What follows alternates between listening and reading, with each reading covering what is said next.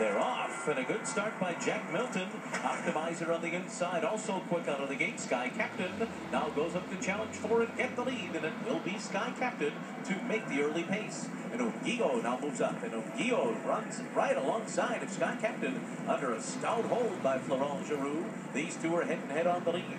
And Chocolate Ride is now third on the outside. And in between horses, Grand Arch in a bit of a tight spot there. Jack Milton, after a good start, is back running in fifth. On the far outside, Slumber is sixth after a 24 and 2 opening quarter mile. Then Optimizer along the rail. Seek again is second last.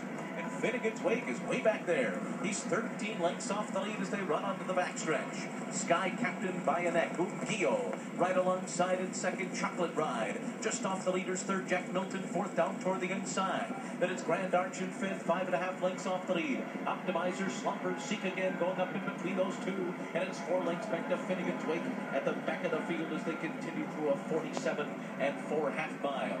And it is Sky Captain on top. Ogio continues to bear down on the outside. These two a neck apart going into the turn. Chocolate Ride comes up to them 3 wide. Jack Milton 4 wide going around the turn. Seek again is closer now. He's only 3 lengths off the lead. Then Grand Arch, Slumber to the outside. Optimizer and Finnegan's Wake finding it rolling from the back of the pack and they're into the stretch.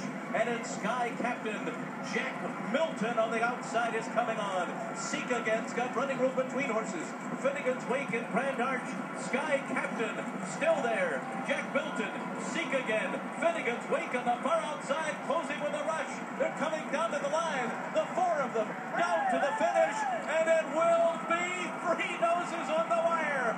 Maybe Finnegan's Wake. Sky Captain was there too, and Jack Milton was between them.